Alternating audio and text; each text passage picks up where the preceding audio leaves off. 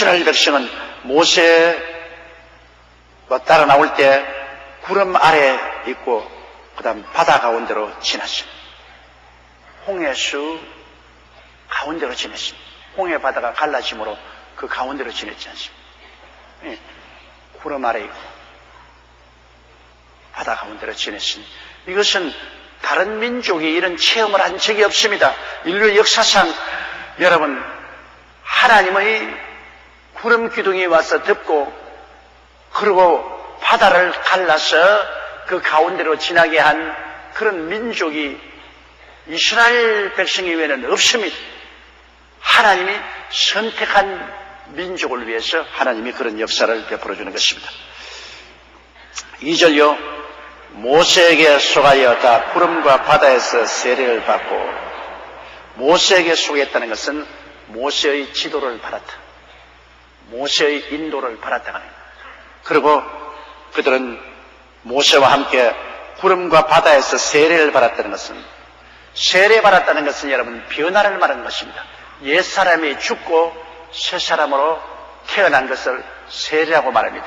우리가 예수 이름으로 세례받는 것은 아담 후손으로서 세상에 속한 나의 육신의 사람이 예수 그리스도와 함께 죽고 장사 지내고 그리고 그리스도 안에서 거듭나서 하나님의 자녀로 새로 태어났다. 누구든지 그리스도 안에 있으면 새로운 피조물이라. 이전 것은 지나가시니 보라 새 것이 되었도다. 새롭게 된 것을 말하는 것입니다. 여기에 모세에게 속하여 다 구름과 바다에서 세례받았다는 것은 애굽의 노예 생활에서 그들이 벗어나올 때 구름 밑에 있고 바다를 통했습니다. 그러므로 이 구름이 그들을 돕고 그리고 바다를 통해서 애굽을 떠나 광야로 나온 것은 큰 개인적이고 민족적인 변화를 말하는 것입니다. 종살이에서 해방되어 자유인이 되었습니다. 그리고 하나님 없는 백성으로 살다가 이제 하나님 백성으로 거듭나서 선민이 되었습니다. 이런 큰 변화를 받은 것을 세례라고 말합니다. 굉장한 큰 변화를 받은, 그들이 종에서 자유를 얻고 백성 안에 있는 사람이 하나님의 백성이 되어서 나오게 된 것은, 이것은 하나의 큰 변화인 것입니다. 그 변화의 증거가 바로 구름 기둥이 그들을 덮고 그들이 바다를 지났습니다. 그를 통해서 그들이 변화받은 사람이 되었다는 증거가 된 것입니다. 우리는 예수 그리스도를 믿고 물로 세례받고 성령으로 체험을 받아서 새 사람이 되고 변화받지 않습니까? 이처럼 이스라엘 백성들은 바로 구름 밑에서 세례받고 바다를 통해서 지나오면서 세례를 받았습니다. 세례하는 것은 잠긴단 말입니다. 밥티조, 잠긴, 구름에 덮이고 아유 물 가운데를 지나시면 물에 잠겨서 나오고 하는 이런 것을 통해서 그들은 한 새로운 민족이 형성된 것입니다. 노예에서 해방된 민족으로서, 자주 독립한 민족으로서, 이스라엘 백성으로서 형성되어서 큰 변화를 가져왔기 때문에 이를 세례로 표시하는 것입니다. 모세에게 속하여 다 구름과 바다에서 세례를 받고, 3절요. 다 같은 신령한 식물을 먹으며. 왜 신령한 식물입니까? 사람이 애써서 힘써서 지은 곡식은 신령한 식물은 아닙니다. 우리가 보리도 심고 밀도 심고 벼도 심고 콩, 잡곡도 심어가 열심히 땀 흘리기 위해서 그래서 그 열매를 먹는 것은 신령한 양식이 아니죠. 육신의 양식이죠. 그러나 왜 이스라엘 백성이 신령한 양식이냐? 그들이 노력하지 아니했는데 하늘에서 내려왔으니까. 힘쓰지 않고 애쓰지 않고 하나님께서 직접 만들어서 만나를 매일 아침에 보내주셨으니 이것은 신령한 양식인 것입니다. 하나님의 손으로 직접 만들어서 보냈습니다. 우리 사람의 손으로 만든 것이면 육의 양식이지만 하나님이 직접 주신 것이 신령한 양식입니다. 우리에게 직접 주신 신령한 양식은 뭡니까? 예수 그리스도가 우리의 신령한 양식인 것입니다. 나는 하늘로서 내려온 떡이니 우리 조상들이 광야에서 먹고 죽은 것과 같이 하여 나를 먹는 자는 영원히 살리라. 우리의 신령한 양식은 바로 예수님이십니다. 왜 예수님이 신령한 양식이냐? 예수님은 사람의 뜻으로 난 것이 아니라 하나님께서 직접 보내주셨습니다.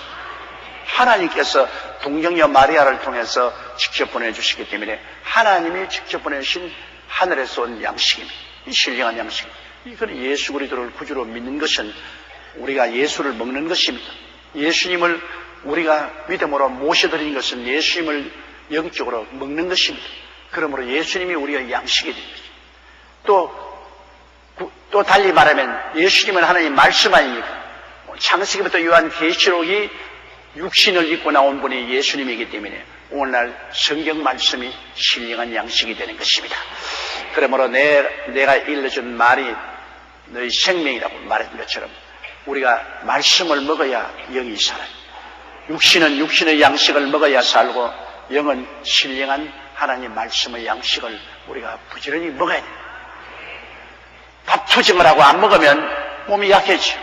하나님 말씀을 자꾸 투정하고 게을러서 안 먹으면 영적으로 약해지죠. 자유한 육신이 건강하려면 무엇이 잘 먹어야 돼요. 자식들도 길러보면 잘 먹는 애가 있고 못 먹는 애가 있잖아요. 잘 먹는 애는 뚝실뚝실하고 건강하고 감기도 잘 안 걸리는데 잘 안 먹는 애는 빼빼하고 감기도 잘 걸리고 몸살도 잘 앓잖아요. 그러므로 말씀을 잘 먹고 소화를 잘하면 영적으로 건강해지는 것입니다. 4절요.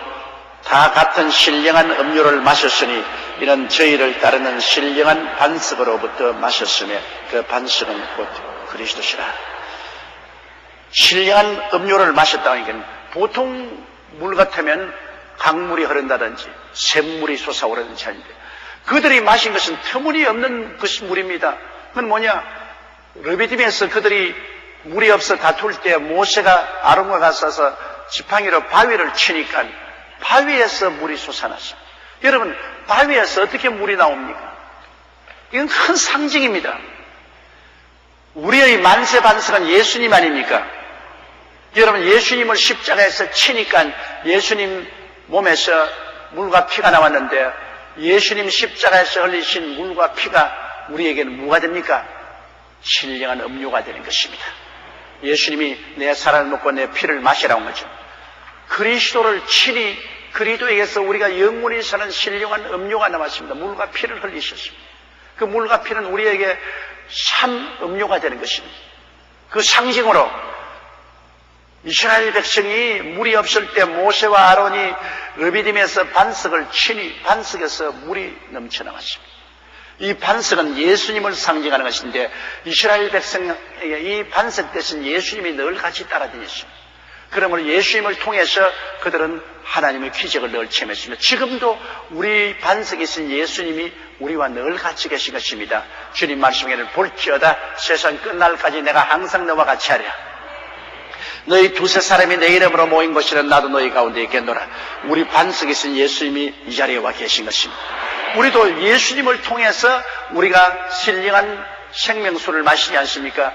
예수님 통해서 우리는 성령의 생명수를 마시고 보혈의 은혜를 마셔드리는 것입니다.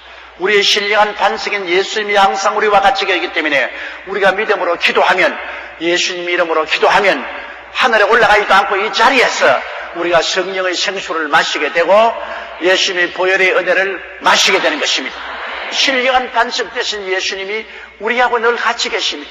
이스라엘 백성들에게도 광야에서 신령한 반석 되시는 예수님이 늘 가시기 때문에 사실은 모세와 아론이 반석을 쳤지만은 그 반석에서 물이 나온 것은 예수님이 그 물을 내려주신 것입니다.